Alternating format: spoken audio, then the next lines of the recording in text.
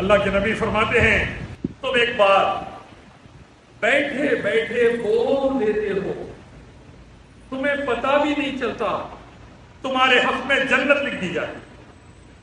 دین کی بڑی پیاری بات آپ نے کہی کسی کو، اللہ تیرا بھلا کرے میرے بھائی، تو اللہ ہی کی عبادت کر، شرک نہ کر، مخلوق کی پوجا نہ کر۔ اللہ تجھے اچھا رکھے میرے بھائی، تو رسول اللہ صلی اللہ علیہ وسلم کی سنت کو اپنا لے اور بدعت سے توبہ کر لے۔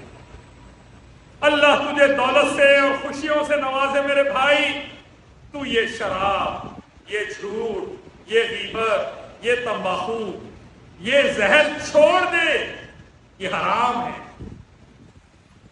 اللہ تجھے دونوں جہاں میں کامیاب کرے میرے بھائی، تو گندے گندے گانے اور پکچروں چھوڑ دے، نماز کو آ جا۔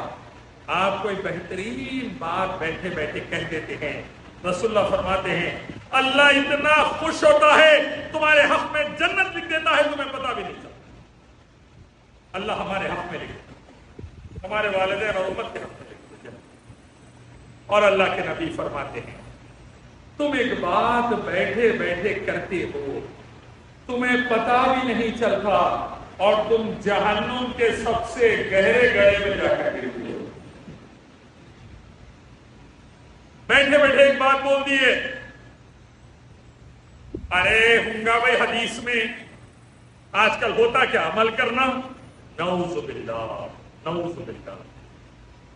ارے بھائی قرآن حدیث پہ چلنا تلوار سے تیز بال سے باریک ہے، آج کل نہیں ہوتا عمل، نعوذ باللہ۔ قرآن کون سمجھ سکتے بھائی، اپن نہیں سمجھ سکتے۔ اللہ بول رہے ھدی للناس، اللہ نے انسانوں کی ہدایت کے لیے کلام بھیجا، وَلَقَدْ يَسَّرْنَا الْقُرْآنَ لِلذِّكْرِ فَهَلْ مِن مُّدَكِّرٍ۔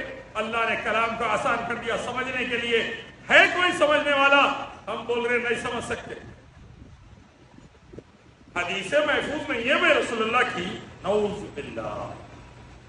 ایسے کفریہ باتیں کر کر بیٹھے بیٹھے اپنے حق میں جہنم دکھا لے۔ تو بھائیو بزرگو دوستو، اپنے آپ کو نماز، روزہ، زکوٰۃ، حج، عمرہ، توبہ، استغفار، قرآن حدیث کی تلاوت، نیک صحبت، علماء حق، مکی مدنی علماء کے بیانات، توحید و سنت کی باتیں، شریعت کی باتیں، شرک و بدعت سے دوری کی باتیں، اس میں لگا کے رکھیں۔